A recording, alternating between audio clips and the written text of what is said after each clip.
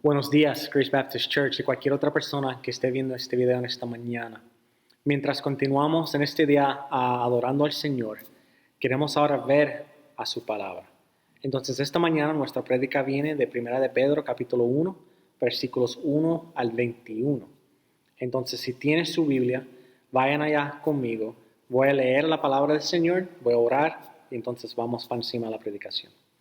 De nuevo, voy a leer de 1 de Pedro, capítulo 1, versículos 1 al 21. Y dice así la palabra de Dios. Por tanto, ceñid los lomos de vuestro entendimiento, sed sobrios y esperar por completo la gracia que se os traerá cuando Jesucristo sea manifestado. Como hijos obedientes, no os conforméis a los deseos que antes tenéis, estando en vuestra ignorancia, sino como aquel que os llamó es santo, sed también vosotros santos en toda vuestra manera de vivir, porque escrito está, ser santos porque yo soy santo. Y si invocáis por Padre a aquel que sin acepción de personas juzga según la obra de cada uno, conducíos en temor todo el tiempo de vuestra peregrinación, sabiendo que fuisteis rescatados de vuestra vana manera de vivir, la cual recibisteis de vuestros padres, no con cosas corruptibles como oro o plata, sino con la sangre preciosa de Cristo, como de un cordero sin mancha y sin contaminación, ya destinado desde antes de la fundación del mundo, pero manifestado en los postreros tiempos por amor de vosotros, y mediante él, cual creéis en Dios, quien le resucitó de los muertos y le ha dado gloria, para que vuestra fe y esperanza sean Dios. Oremos, hermanos. Padre amado, gracias, Señor, por este día. Gracias, Señor, por otro día más de vida y por el privilegio que es poder escuchar tu palabra ser predicada, Señor. Señor, yo te pido en este momento que tu Espíritu Santo aplique tu palabra a nuestros corazones, Señor. Úsala, Señor, para hacernos más como tu Hijo, Señor. Glorifícate, Padre, en este tiempo. Pedimos esto en el nombre de Jesús. Amén. Hermanos, la esperanza real nos lleva a tomar acción, a movernos hacia adelante. Aquí les voy a dar un ejemplo bien sencillo de esto. Mi hija Elena sabe que ella tiene que mantener su cuarto limpio, pero a veces sus juguetes se riegan tanto por el cuarto que cuando nosotros le preguntamos que vaya y recoja su cuarto, ella se siente abrumada, es tanto que no sabe cómo comenzar a recoger a su cuarto. Y entonces no comienza, como que se paraliza y se tira en la cama y dice, no puedo, no sé cómo hacerlo. Pero cuando yo o Sara comenzamos a ayudarla, a recoger los juguetes con ella, y les acordamos a ella dónde va un juguete, dónde va este libro y dónde va este muñequito, y ella empieza a ver que el cuarto se está recogiendo, como que le entra esperanza. Ya no se siente tan abrumada, sino que ella ve, con nuestra ayuda, de que el cuarto realmente se puede recoger, de que un día estará limpio el cuarto, y se motiva y comienza a ayudarnos. La esperanza que ella siente la mueva a tomar acción. Y han habido veces que nosotros la mandamos a limpiar su cuarto y está así todo ajetreado, pero ella poco a poco la va limpiando, sola, sin ayuda. A veces eso ha pasado. No son muchas las veces, pero ha pasado. Pero nada, en nuestro texto en esta mañana vemos que Pedro transiciona a sus lectores de la esperanza que tenemos en el Señor a la acción que ahora tienen que tomar. Vean cómo él comienza el versículo 13. Él comienza el versículo 13 con las palabras, por tanto. Y justo después, él da unos comandos, unos mandamientos. Entonces, lo que Pedro está diciendo aquí es que lo que él escribió en los versículos 3 al 12 deben servir como motivación para estos creyentes a vivir de una forma particular que él va a describir. Por tanto, por lo que les acabo de decir, ahora deben vivir de esta forma. Otra manera de decir esto es como si Pedro hubiera escrito, ahora que consideras la gracia y la misericordia de Dios que Él te ha mostrado, y ahora que consideras tu esperanza de salvación y la herencia que te espera, ahora que consideras eso, vives de esta forma. Vive de esta forma. ¿Y de qué forma Pedro dice que los creyentes deben vivir? Bueno, en nuestro texto en esta mañana, Pedro comunica claramente que los creyentes, los seguidores de Cristo, deben luchar por vivir vidas santas mientras consideren su esperanza de salvación. Deben luchar con vivir vidas santas mientras consideren su esperanza de salvación. Ahora, antes de ver las razones por las cuales debemos luchar por la santidad, las razones que Pedro da en este texto, yo quiero demostrarles de aquí del texto cómo Pedro anima a esos creyentes a ir preparándose para tomar acción, para ir preparándose para vivir vidas santas. Y él da dos comandos rápidamente, ahí mismo en el versículo 13.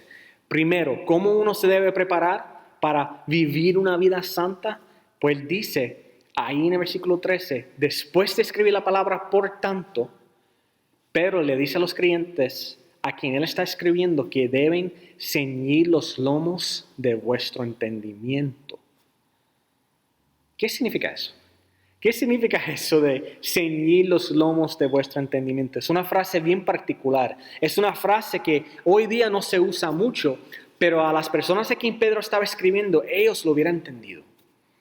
Ahora, yo se lo podría explicar, pero gracias a Dios tenemos tecnología y lo que voy a hacer es que voy a insertar una foto aquí para que ustedes puedan ver exactamente lo que significa eso de ceñir los lomos. En esta foto ven a un hombre con una túnica larga. Esto es con lo que se vestían las personas normalmente. Una túnica así era lo que las personas en el tiempo de Pedro se usaban. Ahora, si alguien era soldado o un trabajador en el campo, alguien que trabaja fuera con las manos, es difícil pelear o trabajar duro o correr cuando uno tiene una túnica tan larga. Uno se puede caer sobre ella, se puede enredar con algo. Entonces, para prepararse para trabajar o quizás para batallar, para luchar, uno tenía que ceñir los lomos.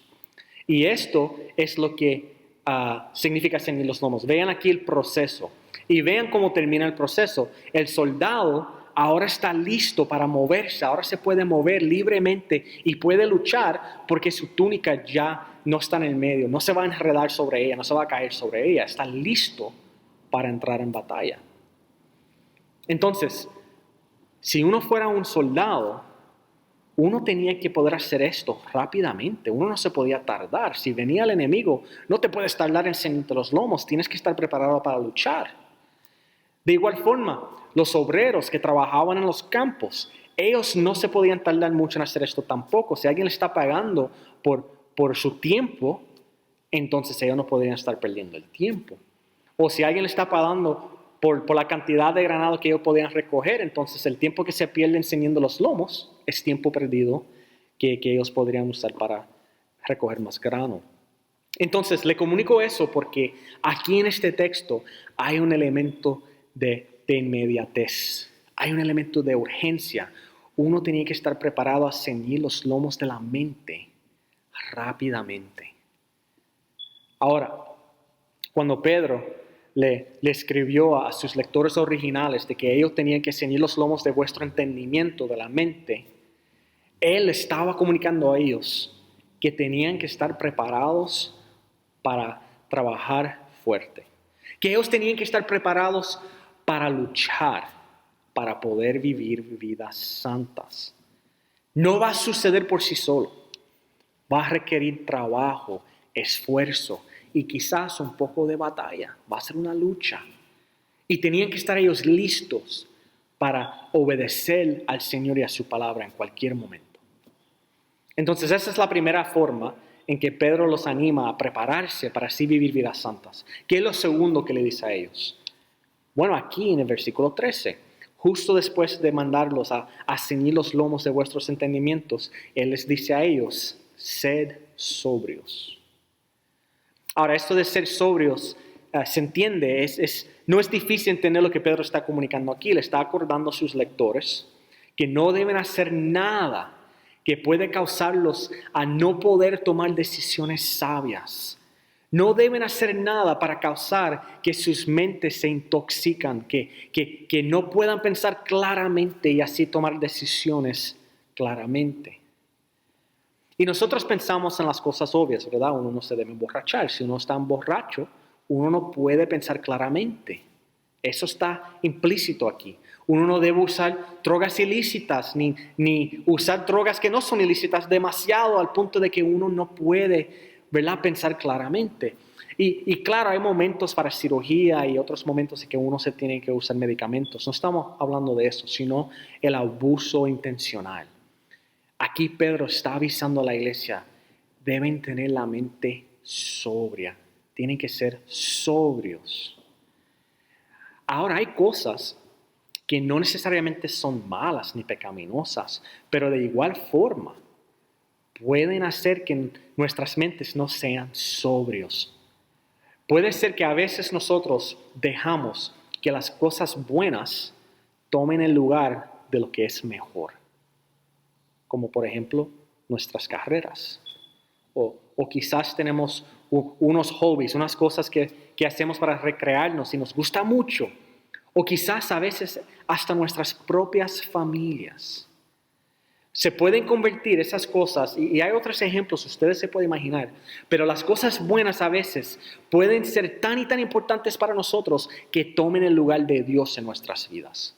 Y nos impiden tomar decisiones sabias.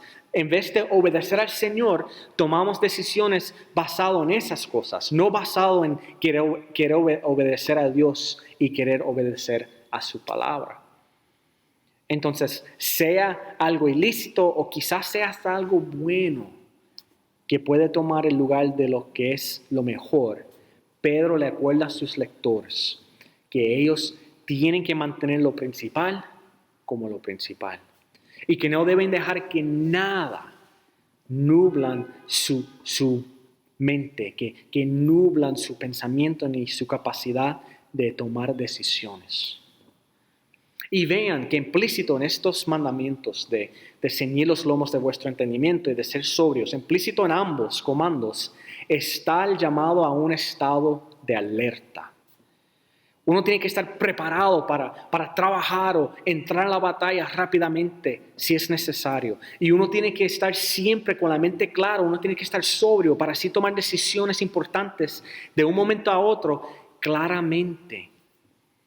Uno tiene que estar capaz de pensar con claridad en todo momento y uno tiene que estar capaz de trabajar o luchar rápidamente en todo momento. Entonces, después de comenzar con estos dos comandos, Pedro le dice lo siguiente a sus lectores: y esperar por completo en la gracia que se os traerá cuando Jesucristo sea manifestado. Vean que se supone que ellos pongan su fe por completo, completamente en la gracia de Dios que se os traerá. No hay duda de que va a venir. Le está acordando, le está animando a que pongan su fe por completo, su esperanza por completo en la gracia que se os traerá. ¿Y cuál es esa gracia que se os traerá cuando venga Cristo? Lo que él escribió en los versículos anteriores: su salvación y su herencia. Entonces, aquí en el versículo 13 nada más, en ese versículo, Pedro quiere que estos creyentes estén listos, que ellos estén concentrados y llenos de confianza y esperanza, mientras los anima a vivir vidas santas. Y es la gracia, junto con esperanza en Cristo, que siempre debe ser la motivación para la obediencia. Él lo está motivando con la gracia de Dios, lo está motivando con la esperanza que ellos tienen, la esperanza de salvación que ellos van a recibir.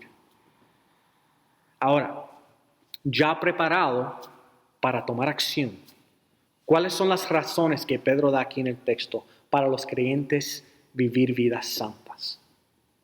Vamos a ver 3 en esta mañana, Dios mediante. Primero, nos manda a ser santos porque nuestro Padre Dios, o nuestro Dios Padre, es santo. Segundo, nos manda a vivir vidas santas porque Dios es nuestro juez. Y por último, vamos a ver en esta mañana, Dios mediante, que Pedro nos manda a vivir vidas santas porque nosotros fuimos comprados por la sangre de Cristo. Fuimos redimidos por la sangre de Cristo. Entonces, vamos al primer punto en esta mañana. Primer punto en esta mañana. Los creyentes deben ser santos porque nuestro Dios Padre es santo. Los creyentes deben ser santos porque nuestro Dios Padre es santo. Escuchen a versículos 14 al 16. Como hijos obedientes, no os conforméis a los deseos que antes teníais, estando en vuestra ignorancia, sino como aquel que os llamó es santo, sed también vosotros santos en toda vuestra manera de vivir, porque escrito está, ser santos, porque yo soy santo. Pedro en estos versículos subraya unas realidades. Él menciona aquí que los creyentes son hijos de Dios, pero que también ellos fueron llamados por el Señor. Y como ellos son hijos de Dios, ese estatus que ellos tienen, fueron llamados por el Señor, fueron salvados y ahora como hijos del Señor, ellos deben vivir vidas santas porque su Padre es santo. Dios es santo, hermanos. Él es trascendente, Él es puro, Él es majestuoso, perfecto. No hay nada como Dios en la creación. No se puede encontrar nada que es lo suficientemente puro y perfecto y majestuoso como para decir Dios es así. No, Él es trascendente, Él va más allá que cualquier cosa que ha existido en la creación. Él es diferente, es Él sin pecado, distinguido de todas las cosas. Y es en base a eso, su santidad, que los creyentes, todos los creyentes, deben luchar por vivir vidas santas. Como Él es diferente, como Él es santo, nosotros también debemos ser diferentes a los que nos rodean, diferentes a los que viven en este mundo. Nosotros debemos tratar de emular a nuestro Padre. De nuevo voy a usar a mi hija como ilustración. Nuestra hija le encantan sus muñequitas. Ella tiene, ya perdí la cuenta de cuántos bebés muñequitas ella tiene. Le encanta darle comida, los acuesta a dormir, se asegura que ellos toman siestas, le da bañitos, los viste. Se puede imaginar, de todo hace con esas muñequitas. Ahora, ¿de dónde ella aprendió a hacer todo eso? ¿A quién está emulando mi hija Elena? Está emulando a su madre Sara, a mi esposa. Ella está imitando a mi esposa. Y mira lo que es interesante, que muchas veces mientras ella está cuidando de sus niñas, viene a donde mí o va a donde Sara y nos pregunta, ¿estoy haciendo un buen trabajo? ¿Lo estoy haciendo bien? ¿La bañé bien? ¿La vestí bien? O a veces ella sabe que lo hizo bien y simplemente nos dice, yo soy una tremenda mamá. ¿Qué mamá tremenda yo soy, verdad? A veces lo comunica así con confianza, pero muchas veces nos pregunta, ¿lo estoy haciendo bien, mamá? Papi, ¿lo hice bien? No solamente quiere imitar, no solamente quiere emular a Sara, pero también la quiere complacer. Nos quiere complacer a nosotros como sus padres. Y Pedro entiende esa realidad que existe entre hijos y padres y él lo está aplicando aquí al plano espiritual para nosotros. Tanto como los nenes pequeños quieren imitar a sus padres y quieren complacerlos, todos que somos hijos de Dios debemos buscar agradar a nuestro Padre e imitarlo. Debemos buscar complacerlo a Él. Y vean el contraste que Pedro hace aquí. Él escribe que los creyentes no se deben conformar a las pasiones de su ignorancia pasada. No se deben conformar a vivir como vivían en vuestra ignorancia, sino que esos deseos ya no lo deben caracterizar. Lo que los debe caracterizar a ellos es la santidad. Ellos deben luchar por la santidad. Como muchos de nosotros, Pedro sabía que los creyentes a quien él estaba escribiendo se podrían recordar de momentos donde antes llegaron a Cristo, de momentos antes de su salvación, cuando ellos se deleitaban en el pecado. Él sabía que ellos se pueden recordar de momentos donde ellos se deleitaban en esas pasiones pecaminosas. Lo más seguro que muchos de ellos también adoraban a dioses paganos. Y vea que Él los llama como vuestra ignorancia. Porque durante ese tiempo ellos estaban ignorantes. No conocían, fueron ignorantes de la gracia de Dios, del amor de Dios hacia ellos en Cristo. Ellos estaban muertos en sus pecados, no entendían la gracia de Dios, especialmente los gentiles. Ellos estaban ciegos a quién era Jesús. Estaban ellos viviendo y actuando como las personas que los rodeaban. Vean también aquí que Pedro escribe cómo está escrito, o porque escrito está. ¿A qué se está refiriendo él? Lo más seguro se está refiriendo a las cantidad de veces, varias veces, en el libro de Levítico, el Señor a través de Moisés, el autor, comunica a su pueblo Israel de que Él es santo. De que Él es santo, Él es su Dios y que Él es santo. Y les acuerda a ellos de que como Él fue el que los sacó de Egipto, ellos tienen que reflejar a su carácter. No deben reflejar a la vida de los egipcios y cómo vivían los egipcios. No, deben vivir de una forma que lo honra a Él. Si ellos van a reflejar a alguien, tiene que ser a Dios. No a los egipcios, no a los que viven en las tierras que los rodean. Ellos deben ser santos porque Él es santo. En el capítulo 18 del libro de Levítico, el Señor les acuerda a Israel que no deben vivir como los egipcios vivían, ni tampoco deben vivir como vivían los canaítas, sino que ellos deben seguir a sus estatutos y a sus reglas, porque Él es su Dios. Y cada aspecto de sus vidas deben estar sometidas al Señor. Deben ser vidas vividas en obediencia a Dios. Entonces, Pedro sabía que la tentación de actuar como las personas que nos rodean, él sabía que esa tentación es real y es una tentación difícil. La tentación de uno conformarse a sus alrededores es una tentación que aún nosotros hoy día luchamos contra ella. No solamente fueron los lectores de esta carta, sino cada cristiano en cada lugar del mundo lucha contra eso. Luchamos contra la tentación de conformarnos. Es por eso que la Biblia se trata tanto de este tema. En el Nuevo Testamento vemos en Romanos capítulo 12, en Efesios capítulo 2, en ambos lugares Pablo escribe de este tema. Perdón. Pablo escribe de esto, de uno no conformarse. ¿Por qué, hermanos? Porque ellos sabían, los apóstoles sabían, y Dios sabe que aunque nosotros los creyentes nos estamos siendo conformados a la imagen de Cristo poco a poco, vamos a seguir siendo obras en proceso.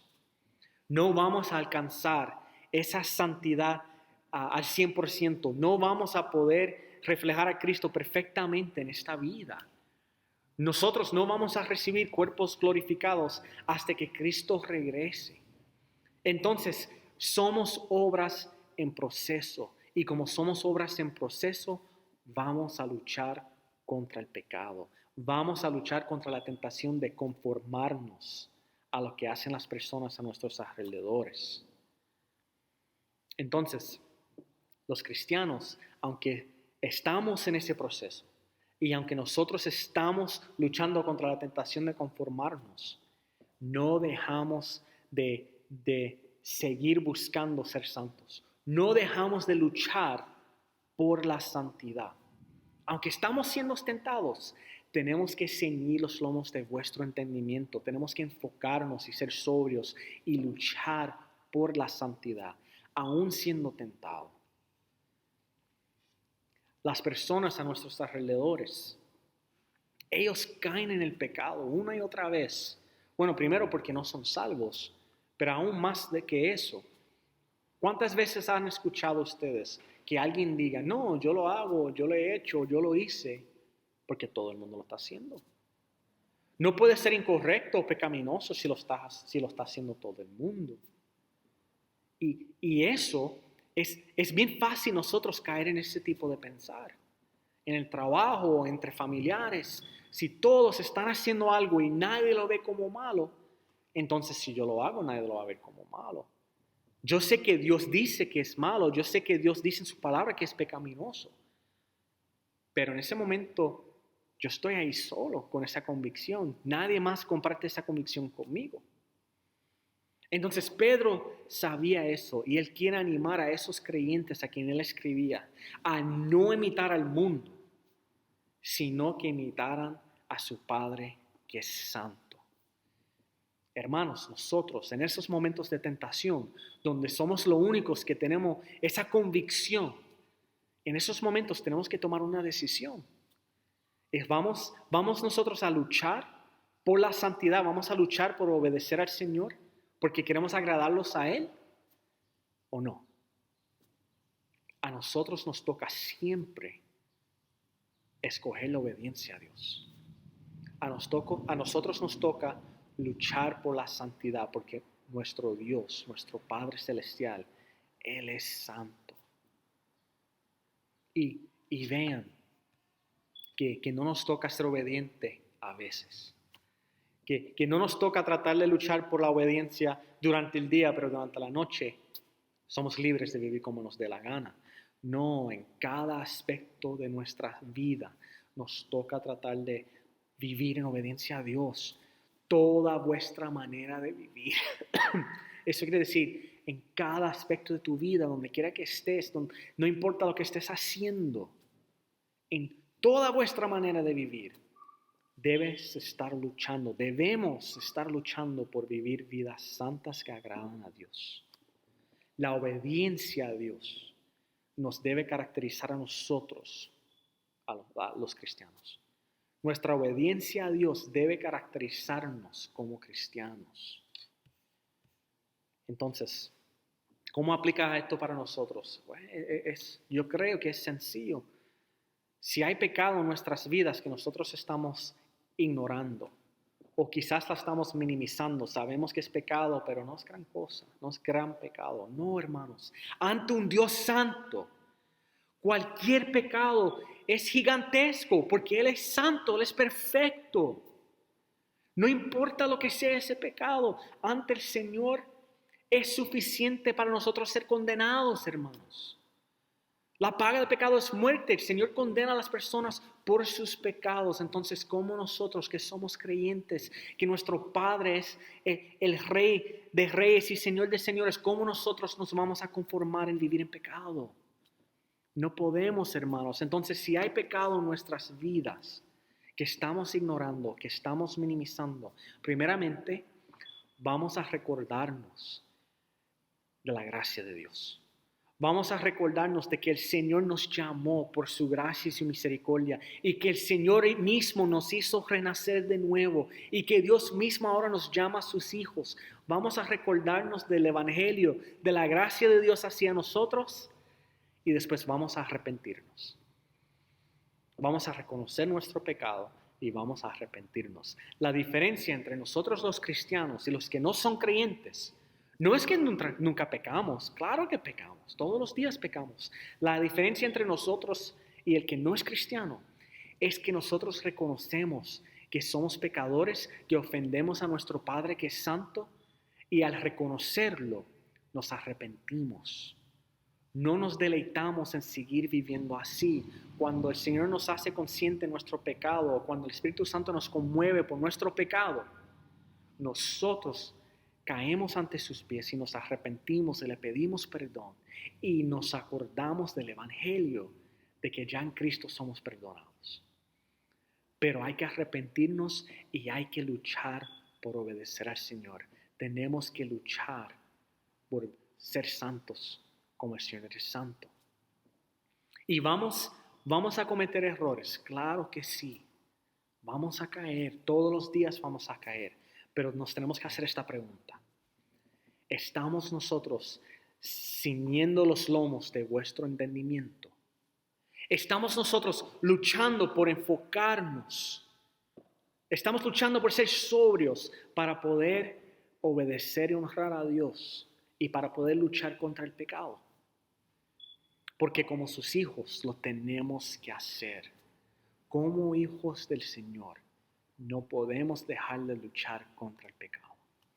Y por la gracia de Dios, a través del poder de su Espíritu Santo, nosotros podemos vivir la vida de una forma que honra al Señor. Ahora, aquí Pedro nos muestra otra cosa importante. Vemos que el Señor no solamente es nuestro Padre, sino que también es nuestro juez. Y es la segunda razón que Pedro da aquí de por qué debemos obedecer a Dios. El Señor no es solamente nuestro Padre, sino que Él también es nuestro juez. Debemos vivir vidas santas porque Dios es nuestro juez. Vean al versículo 17 conmigo. Y si invocáis por Padre aquel que sin excepción de personas juzga según la obra de cada uno, conducidos en temor todo el tiempo de vuestra peregrinación. Vean cómo Pedro aquí junta de que el Señor es nuestro Padre, pero también es juez. Dice que al que nosotros llamamos Padre, Él es un juez que juzga sin excepción de personas. Y como Él juzga sin excepción de personas, de acuerdo a sus obras, entonces eso quiere decir que también nos juzga a nosotros, de acuerdo a nuestras obras, los que somos sus hijos. Si Él juzga a Él sin excepción de personas, entonces eso nos incluye a nosotros. Pedro quiere asegurar que estos creyentes a quien él escribía entendieran de que porque ellos son hijos de Dios, ahora tienen una licencia para pecar. Como ellos son hijos de Dios, son los favoritos del Señor y pueden vivir como le dé la gana. Ya no están bajo condenación de Dios. No. El Señor sigue siendo justo y el Señor es juez y el Señor va a juzgar a cada persona sin excepción de personas de acuerdo a sus obras. Sí, el Señor es su Padre, es nuestro Padre, pero Él no deja de ser justo y no deja de ser el que va a juzgar, no deja de ser juez y no deja de ser nuestro juez. Y el Señor no va a demostrar parcialidad, sino que va a juzgarnos a nosotros y a todos por lo que hagamos y por lo que decimos. Hermanos, esto nos debe acordar a nosotros de la importancia que es la obediencia. No es chiste obedecer al Señor. Eso de que uno, ya que repitió una oración en algún momento dado y ya puede vivir la vida como le dé la gana, mira, no, de Dios nadie se burla. La obediencia es importante. Honrar al Señor con nuestras vidas, eso no es un chiste, eso no es una opción, es un mandato. Entonces, Pedro le escribe a sus lectores para que ellos puedan obedecer al Señor. Y mira lo que él escribe aquí, que ellos deben conducirse con temor, que deben conducirse, ellos deben actuar y vivir sus vidas con temor durante el tiempo de su peregrinación. En otras palabras, acuérdate, ellos son, porque son hijos de Dios, ellos son ciudadanos del reino del Señor, son ciudadanos del cielo. Y sus vidas aquí en la tierra es temporero. Es temporero, no va a durar para siempre. Entonces, durante sus vidas aquí en la tierra, a ellos les tocaba no vivir como los demás en la tierra, sino a ellos les tocaban vivir como hijos de Dios, como ciudadanos del reino. Y tenían ellos que conducirse con temor, asegurarse de que estaban viviendo de acuerdo a esa realidad. En las escrituras, hermano, hay una tensión. Hay una tensión entre la realidad de que nosotros somos justificados por gracia, no por nuestras obras. Pero a la misma vez que la palabra nos comunica de que somos justificados por gracia, también la palabra nos comunica que como hijos de Dios debemos luchar por ser santos, debemos luchar por vivir como hijos del Señor. ¿Por qué? Porque nuestro Padre es el Dios santo del universo. Entonces, como los que son salvos, no debemos desear vivir como vivíamos antes, sino que nosotros debemos desear agradar a nuestro Padre. Y por eso es que Pedro dice aquí en esta carta que esos creyentes y nosotros hoy día debemos conducirnos en temor a Dios. Debemos vivir nuestras vidas en temor al Señor. Ahora, quiero tomar un momento para comunicar aquí qué significa esa frase de vivir nuestras vidas en temor a Dios, porque eso se puede malinterpretar. Pedro no está comunicando a estos creyentes ni a nosotros que debemos temer a la condenación. No, él acababa de tomar 12 versículos en esta misma carta para acordarles a estos creyentes de que su esperanza de salvación y de que su herencia está segura en Cristo. De que ellos tienen una esperanza viva porque Cristo vive y que Dios mismo por su poder lo está guardando a ellos. Ellos no deben temer ser condenados, ni nosotros tampoco. En Cristo estamos seguros por lo que hizo Cristo por nosotros en la cruz. Como vemos en Romanos capítulo 8, ahora pues ninguna condenación hay para los que están en Cristo Jesús, los que no andan conforme a la carne, sino conforme al Espíritu. Porque la ley del Espíritu de vida en Cristo Jesús me ha librado de la ley del pecado y de la muerte. ¿Vieron eso? No hay condenación para los que están en Cristo. Pero aún ahí en Romanos 8 vemos la tensión. Los que están en Cristo son los que andan conforme al Espíritu, no la carne. Somos salvos por gracia, no hay condenación para nosotros. Pero esa gracia se va a demostrar en obediencia. Entonces, Pedro aquí no está diciendo que esos creyentes deben temer la condenación. No. Lo que él está diciendo aquí es que los creyentes deben desear complacer a su Padre mientras viven con temor de la disciplina amorosa del Padre. Que no nos se nos olvide nunca que el Señor disciplina al que ama. El Señor disciplina a sus hijos porque son sus hijos y ama a sus hijos y quiere corregirlos para que así puedan andar bien y seguir viviendo su vida de una forma que lo agrada a Él. Yo sé que muchos van a entender esto y perdonen si escuchen la babita de helado que está ahí cerca de la iglesia. Yo sé que muchos de ustedes pueden entender esto. Cuando nosotros fuimos chiquitos, no había duda en nuestras mentes que nuestras madres o abuelas nos amaban. Pero aún así, teníamos un temor de la chancleta. ¿Por qué?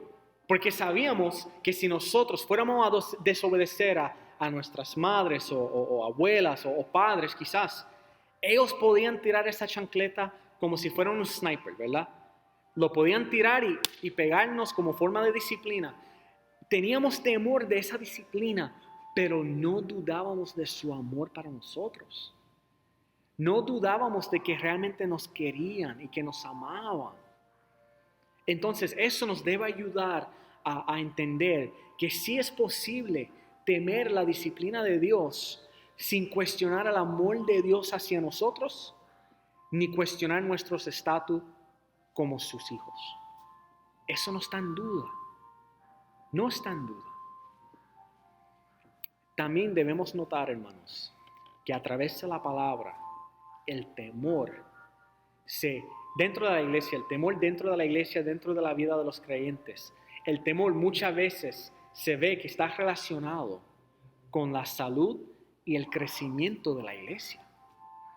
Por ejemplo, en Hechos, capítulo 9, versículo 31, Lucas escribe de que la iglesia se estaba multiplicando mientras los creyentes andaban en el temor de Dios y en el Espíritu Santo.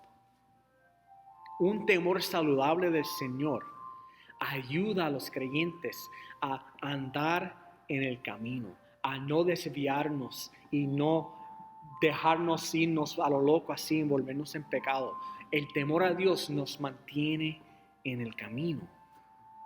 Después que Ananías y Zafira pecaron contra el Señor, después que mintieron al Espíritu Santo y cayeron muertos, como leemos en Hechos 5, Lucas escribe de que un gran temor cayó sobre la iglesia.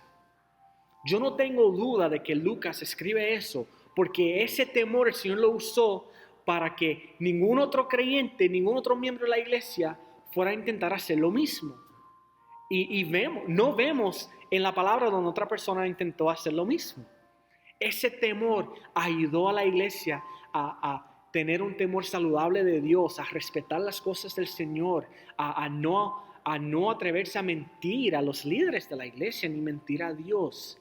Ese temor ayudó a esos creyentes a enfocarse y a obedecer a Dios.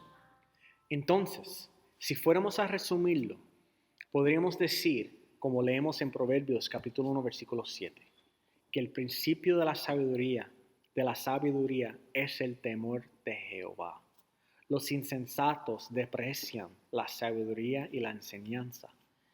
Pero no solamente es eso el temor de Dios. Proverbios 8:13. El temor de Jehová es aborrecer el mal.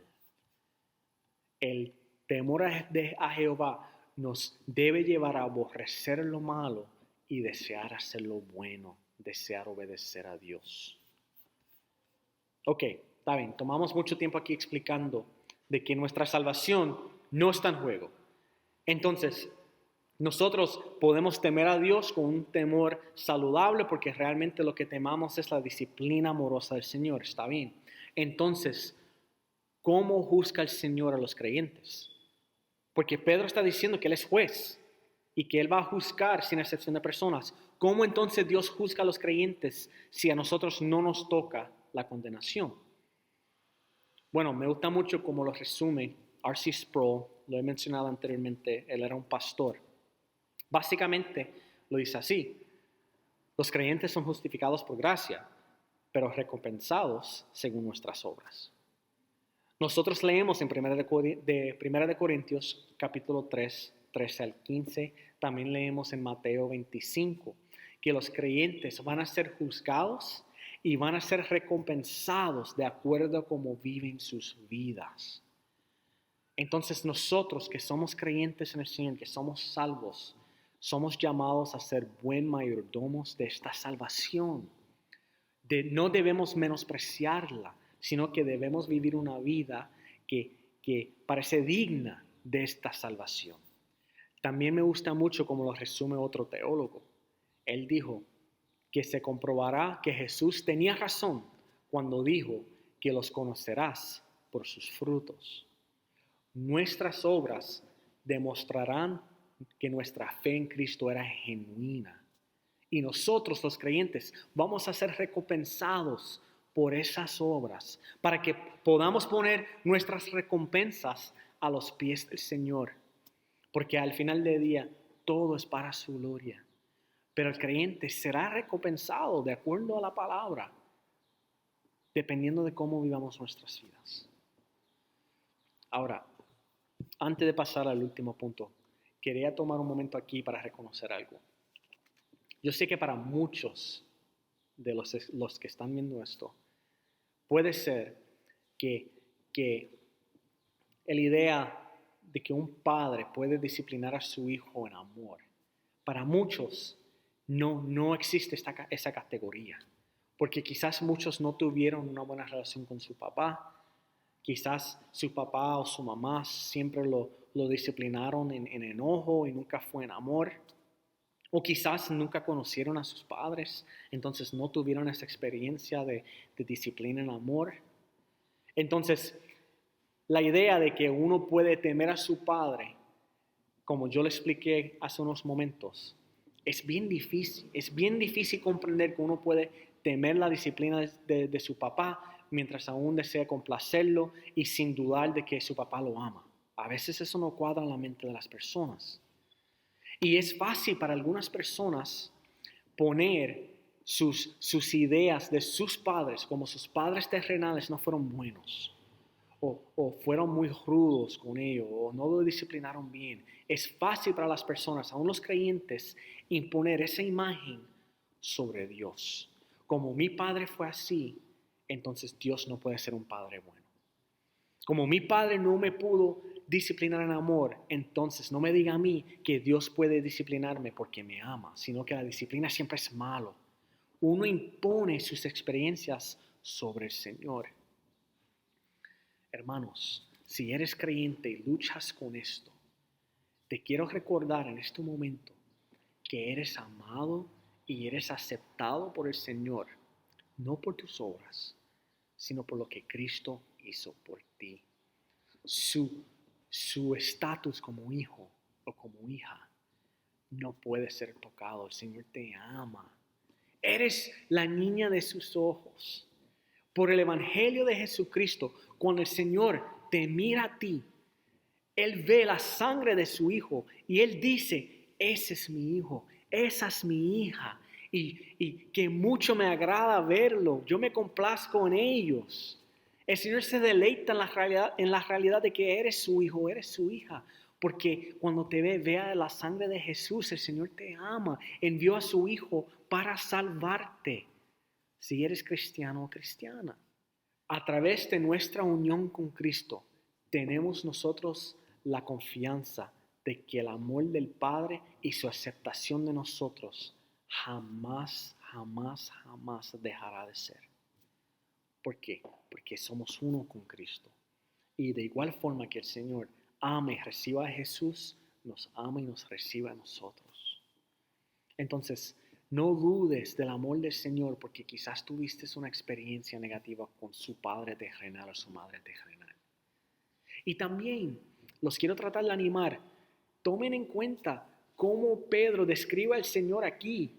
Lo describe como santo. El Señor es santo, Él es perfecto, majestuoso. No es como ningún ser humano. Entonces, en vez de ser tentados en imponer sobre el Señor nuestras experiencias con nuestros padres imperfectos, en vez de hacer eso, vamos a pedir al Señor que nos acuerde de su santidad y de su amor perfecto y de su forma de amarnos que es tan suave y dulce y paciente. Vamos a pedir al Señor que nos acuerde de esas realidades cuando pensamos nosotros en nuestros padres imperfectos. Vamos a tratar de virar eso. Vamos a tratar de cambiar esa cosa, esa forma de pensar. Vamos a acordarnos de la santidad de Dios y del amor del Señor cuando pensamos en nuestras experiencias imperfectas. Y Señor, y hermanos, que el Señor nos guarde de olvidarnos de que aún nosotros, los que tuvimos esas experiencias, somos imperfectos y somos pecaminosos. Vamos a acordarnos que realmente el único que es santo y perfecto y que nunca va a cometer un error es Dios, más nadie. El Señor es santo y todos nosotros, todos los demás, incluyéndote a ti y a mí, somos obras en proceso. Y quizás algunos están un poco más adelante que otros, pero ningún ser humano en esta tierra va a poder amar perfectamente. Entonces no vamos a esperar a que lo hagan, sino que solamente ponemos nuestra confianza en el Señor cuando esperamos ser amados perfectamente. Vamos a demostrar gracia a nuestros seres queridos, a nuestros hermanos en la iglesia, porque ellos son imperfectos como nosotros. Vamos a demostrarle gracias mientras nos recordemos de la realidad de que el Señor nos ama perfectamente, que nuestro Padre nos ama perfectamente. El último punto en esta mañana. Los creyentes deben luchar por vivir vidas santas porque fueron rescatados por la sangre de Cristo. Los creyentes deben luchar por vivir vidas santas porque fueron rescatados por la sangre de Cristo. Ahora, rescatado es la palabra que vemos en la Reina Valera, pero realmente la palabra que debemos ver aquí es redimidos. Redimidos, porque Pedro está comunicando un concepto aquí bien importante. Pero nada, vamos a leer. ¿Dónde vemos esto? Vamos a leer versículos 18 al 19. Sabiendo que fuisteis rescatados de vuestra vana manera de vivir, la cual recibisteis de vuestros padres, no con cosas corruptibles como oro o plata, sino con la sangre preciosa de Cristo, como de un cordero sin mancha y sin contaminación. La palabra clave aquí es rescatado, que de nuevo debe decir redimido. Pedro le quiere recordar a estos creyentes a quien él escribía, a quien él estaba mandando a vivir sus vidas en obediencia a Dios, a vivir vidas santas, a quien él estaba recordando, mira, acuérdate que el Señor es tu juez, es tu Padre, pero también es tu juez. A ellos también les recuerda, oye, acuérdate, fuiste rescatado, fuiste redimido. Y la palabra redimido es la que debe ser, porque lo que Pedro quiere comunicar aquí es que se pagó un precio. Y eso es lo que significa redimir. Cuando uno es redimido es porque se pagó un precio para liberar a uno. Se pagó una cantidad para liberar a estos creyentes a quien Pedro escribía, y él no quiere que ellos se olviden de eso. ¿Y liberaron de qué? ¿De qué fue liberaron? Bueno, aquí Pedro escribe que ellos fueron liberados de vuestra vana manera de vivir. Fueron rescatados de vuestra vana manera de vivir. Era vana porque era pecaminosa. Era vana porque los llevaba a sus descendientes, a sus padres. Esa forma de vivir de ellos lo estaba llevando a la condenación. Entonces era vana. Y ellos fueron redimidos por el Señor de esa forma de vivir. La palabra redimido también nos acuerda de cuando el Señor redimió a Israel de Egipto. Por eso que debe ser esa palabra aquí en este texto. Cuando los israelitas eran esclavos en Egipto, siendo oprimidos por el Señor, leemos en el Viejo Testamento en varios lugares que el Señor los redimió, el Señor los liberó. De igual forma, para estos creyentes se pagó un precio para ellos ser liberados del pecado y de la muerte, lo cual era una esclavitud aún peor que ser esclavo en Egipto. El pecado y la muerte es la esclavitud verdadera. Es la esclavitud de la cual todos necesitamos ser liberados. Y aquí Pedro le está recordando a esos creyentes, mira, fuiste rescatado, fuiste redimido, el Señor te liberó, Él compró su libertad. ¿Y cuál fue el precio que se pagó para esa libertad? No fue el oro, ni la plata, ni ningún tipo de metal que es corruptible, como Pedro dice aquí, sino que fue la sangre preciosa del Cordero de Jesús. Hermanos, lo que estamos viendo aquí son las buenas noticias del Evangelio. Que cuando Jesús vino a entregar su vida por todo aquel que pondrá su fe en Él, cuando Él se dejó crucificar en la cruz, Él estaba pagando el precio de nuestros pecados, la cual era la condenación, lo cual era la ira de Dios. Jesús pagó ese precio por nosotros.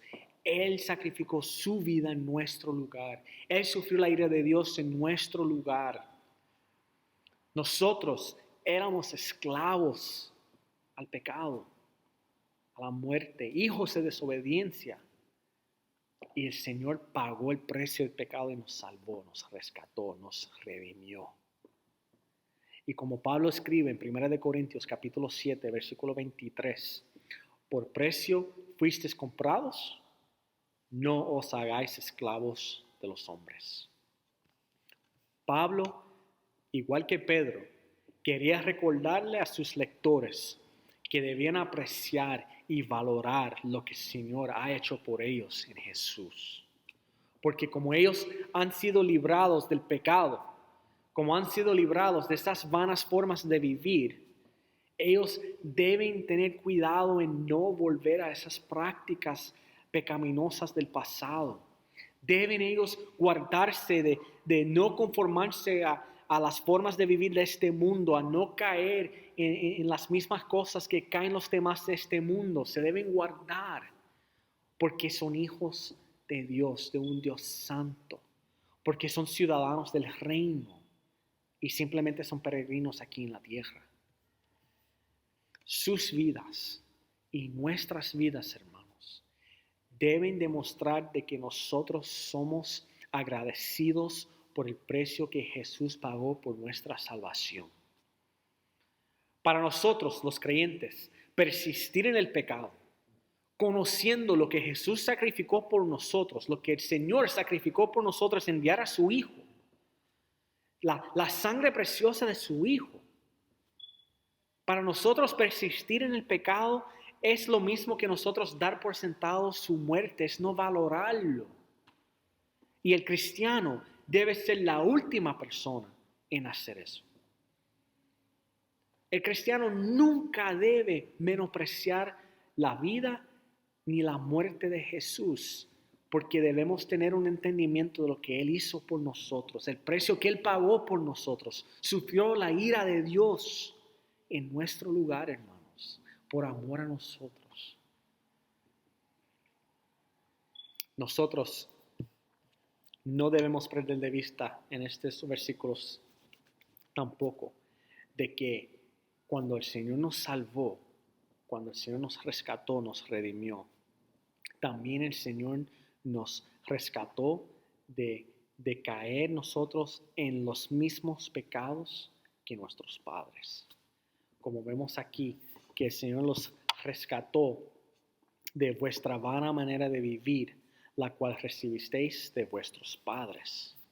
Quiero enfocarme en esto un momentito antes de concluir, porque no se puede negar que la influencia que tienen nuestros padres sobre nuestras vidas es una influencia real, es una influencia que tiene repercusiones.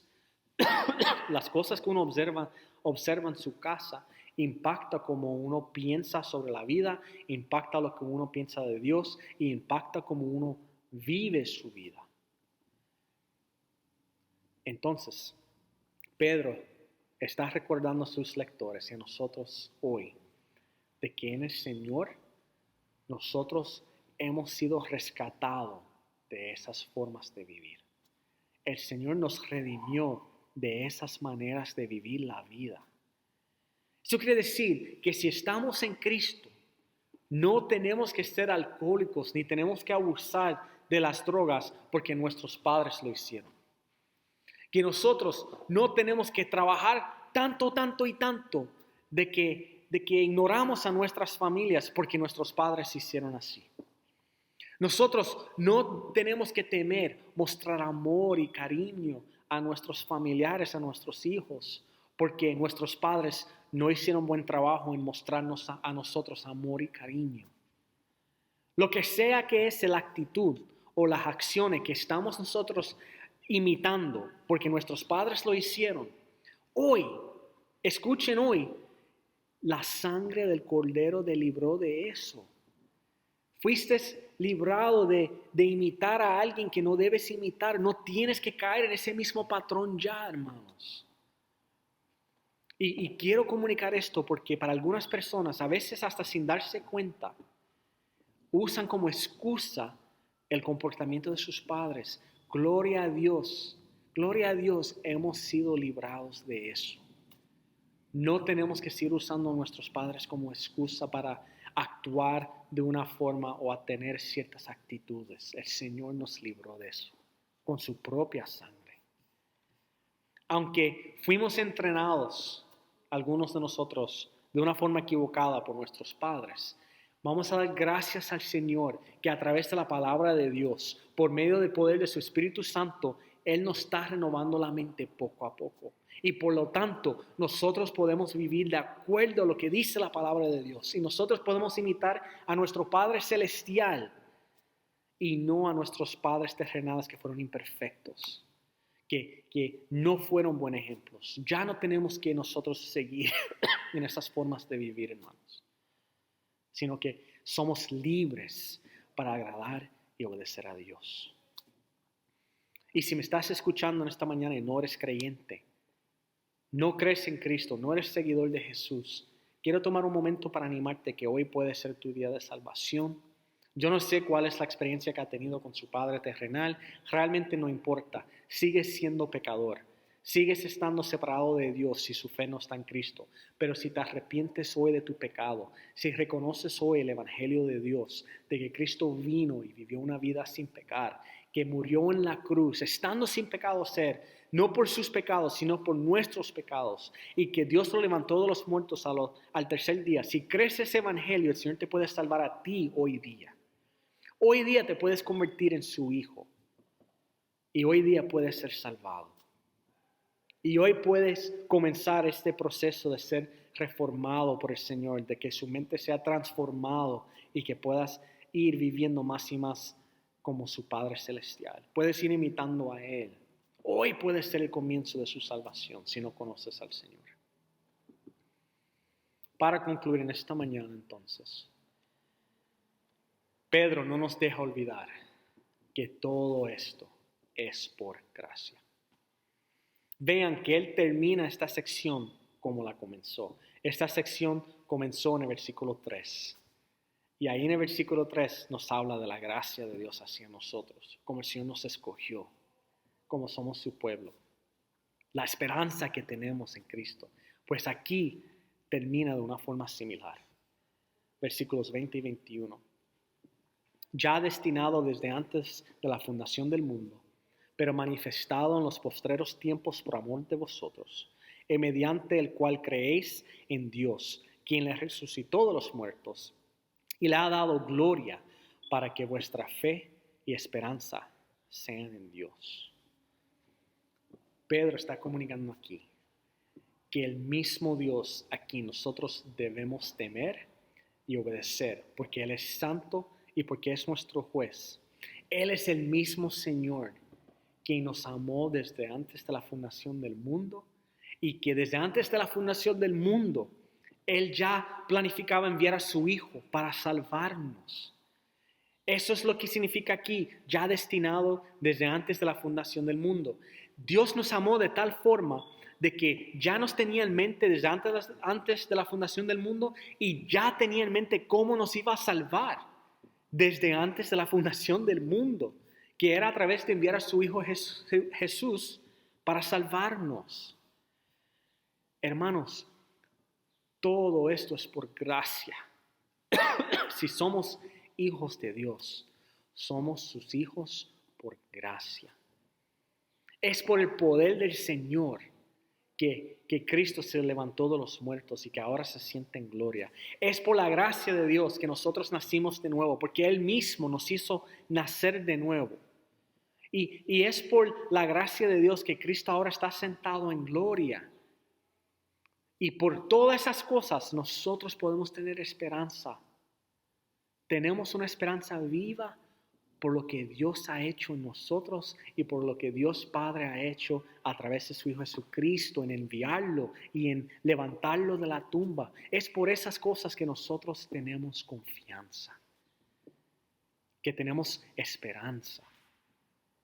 Y Pedro quiere asegurarnos a nosotros a través de la palabra del Señor, ¿verdad? Sabemos que, digo Pedro, pues fue el Espíritu Santo a través de Pedro. El Señor nos quiere acordar a nosotros en este día que nuestra motivación para luchar para la santidad tiene que ser la gracia que Dios nos mostró a nosotros.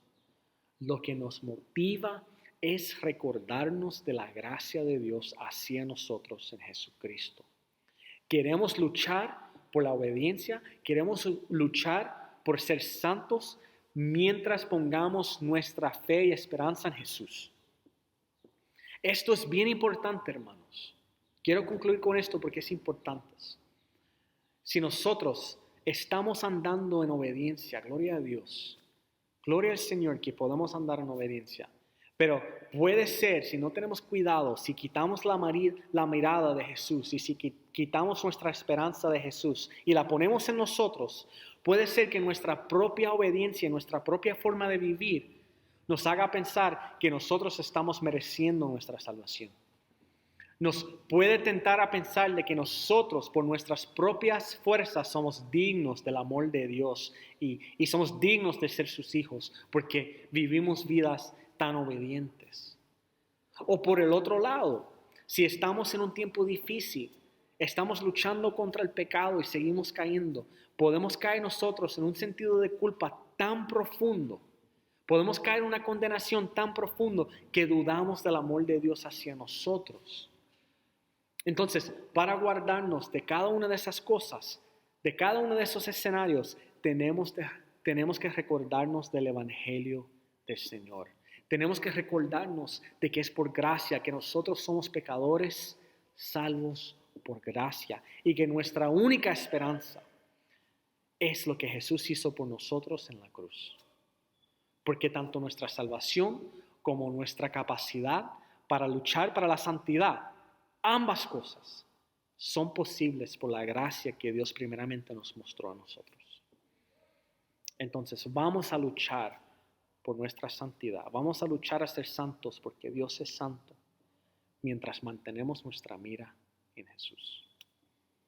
Oremos. Gracias, Señor, por tu palabra. Gracias, Señor, por el privilegio de predicarla. Pido, Señor, que uses a esta predicación para edificar y motivar a tu pueblo mientras ellos sean motivados a pensar en tu gracia y en el Evangelio de tu Hijo. Y, Señor, si se dijo algo que no era de ti, pido que se olvide en este momento, Señor. Pero gracias, Señor, por tu palabra, gracias por tu Hijo y gracias por el amor que nos muestras a través de él. Es en el nombre de Jesús que oramos.